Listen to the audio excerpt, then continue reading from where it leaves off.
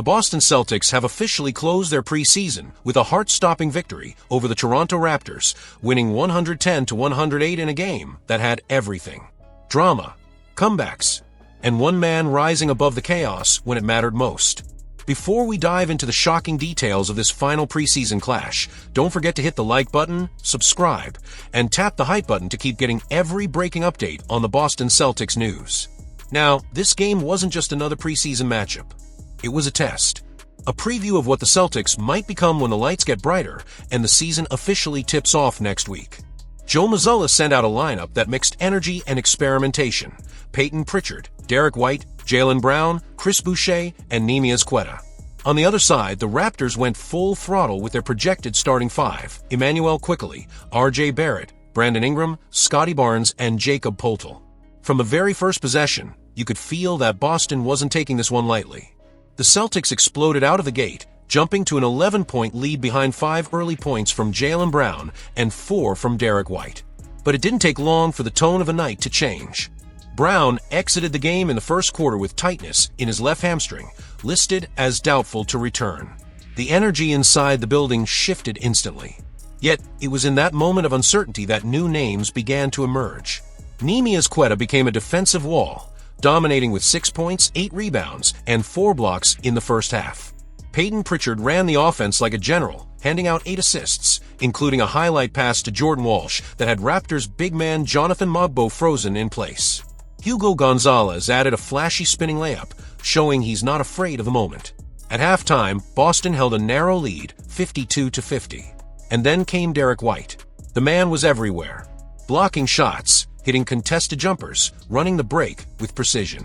White finished the game with 33 points, 9 rebounds, and 6 assists. But the numbers barely tell the story. His confidence, control, and chemistry with the roster looked like that of a player ready to be more than just a role piece. He looked like an all-star in the making. The third quarter turned into a statement stretch for Queta again, anchoring the defense and showing that rebounding could be his ticket to consistent minutes. Chris Boucher added an emphatic block that capped off an impressive preseason for him as well. By the end of the quarter, Boston led 79-75, and everything pointed to a comfortable closeout. But then, things started to unravel. With 5 minutes left, Raptors coach Darko Rajakovic pulled his starters, a move that caught many off guard. Yet somehow, the Celtics allowed Toronto's bench to climb back. The press defense rattled them, turnovers mounted, and what looked like a sure win turned into a nail-biter. The Raptors tied it up in the final minute, and tension flooded the court. But that's when Xavier Tillman Sr. stepped forward. With the clock ticking down and the Raptors collapsing the paint, Tillman floated the ball high above the outstretched arms of Toronto's defense. Silence.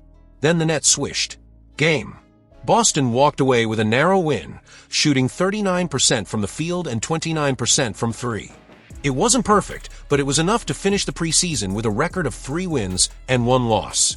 Every player on the active roster saw the floor, and Mazzulla's deep rotation hinted at a philosophy built on adaptability and accountability. Now the real questions begin.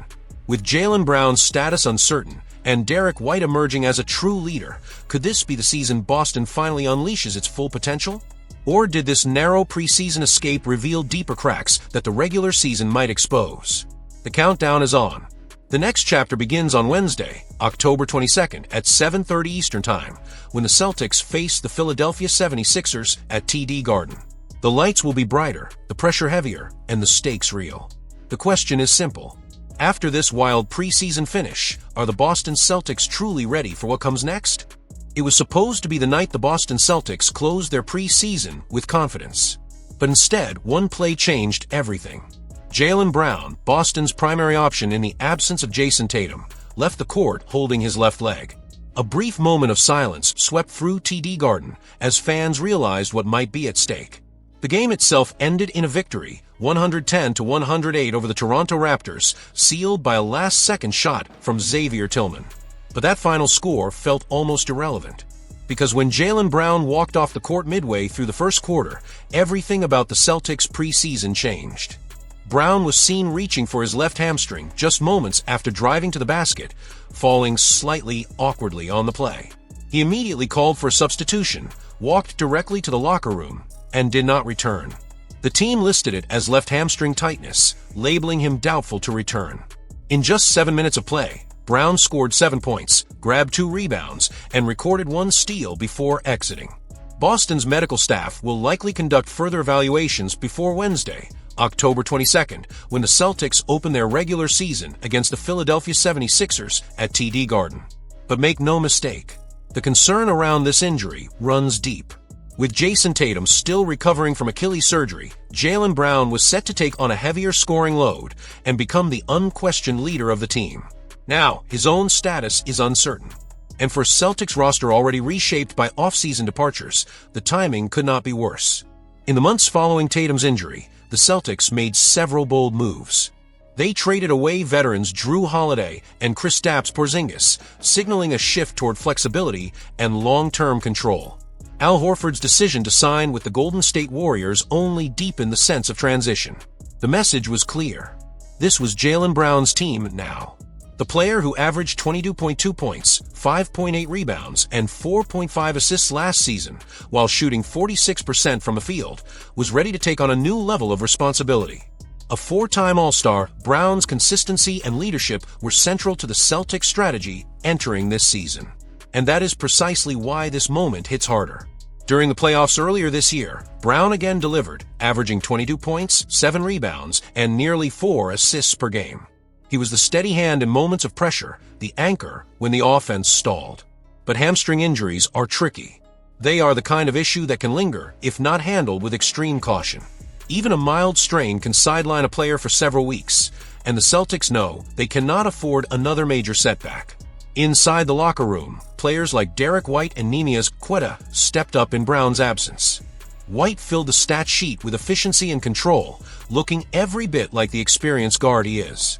Queta had perhaps his best performance of the preseason, dominating the paint with rebounds and defensive presence. Mazzulla rotated all available players, using the opportunity to test depth, but behind the scenes, everyone knew what truly mattered. The question wasn't whether Boston could win the game. It was whether they could afford to lose Jaylen Brown. Fans watching across the country felt it. The atmosphere, the hesitation, the uneasy silence that followed his exit. For a team with championship expectations, seeing their star limp away just days before opening night is not just concerning. It's haunting. So now the Celtics enter a crucial stretch filled with uncertainty. They will face Philadelphia in less than a week, likely without their 2 leading stars at full strength. The margin for error just got smaller, and the responsibility will shift toward the supporting cast. Derek White, Peyton Pritchard, and Sam Hauser may all need to elevate their games instantly. But one question lingers. If Jaylen Brown's hamstring keeps him off the court longer than expected, can this Boston Celtics team maintain its identity, its momentum, and its championship ambitions? Or did we just witness the moment that changed the entire direction of their season? The Boston Celtics have just made a decision that left their entire fanbase in disbelief. R.J. Lewis, a player the team had only recently brought in through a trade with the Utah Jazz, has been waived. The move, reported this Wednesday by Michael Scotto of Hoops Hype, came completely out of nowhere. A player once seen as part of the Celtics' young future is suddenly gone before even stepping into meaningful action. R.J. Lewis was supposed to represent upside and youth for a Celtics roster looking to balance veterans with fresh energy. Boston traded 2 second-round picks and forward Georges Niang to acquire him just 2 months ago, a clear sign that the organization saw something valuable. Lewis, standing 6 feet and 7 inches tall, came out of St. John's University, where he earned the Big East Player of the Year award. He had the chance to return for his senior season, but instead took the risk to declare for the NBA draft, betting on himself. And for a brief moment, it looked like that bet would pay off in Boston. But here's where the story turns. Despite the early investment, the Celtics front office decided to move on before even giving him a regular season opportunity. For a franchise known for calculated decisions, cutting a newly acquired player raises more questions than answers. What did Brad Stevens and Joe Mazzulla see behind the scenes that pushed them toward this move? Was it performance, fit, or something much deeper within the team's evolving roster strategy? Boston's roster is packed with depth. From Jaylen Brown and Derek White to newcomers fighting for minutes, competition for a two-way spot is fierce. Every decision carries weight, especially with the season opener just around the corner on Wednesday, October 22nd, against the Philadelphia 76ers at TD Garden. The Celtics are clearly prioritizing readiness over potential, and that sends a message to every player on the roster. Nothing is guaranteed, not even for those who arrived with promise. Still, the timing is striking. To part ways with R.J. Luis so soon after trading valuable draft capital suggests that Boston's front office is adjusting in real time, reacting to training camp performances and preseason chemistry. It's a sign of how quickly opportunity can disappear in the NBA. One moment, a player is seen as part of the future, and the next, he's on the outside looking in.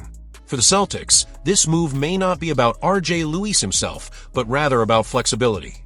A team chasing a championship cannot afford hesitation, and this decision might clear space for a veteran addition or a more reliable role player to contribute immediately. But still, the question remains. Was this a calculated adjustment by a front office thinking several steps ahead, or did the Celtics just make a move they might regret later in the season? Time will tell, but one thing is certain. In Boston, even the smallest roster change carries enormous weight. If you want to stay on top of every twist and turn in this wild Celtic season, make sure to drop a like, subscribe, and click that hype button right now. This is only the beginning of what could be one of the most unpredictable years in recent Boston Celtics history.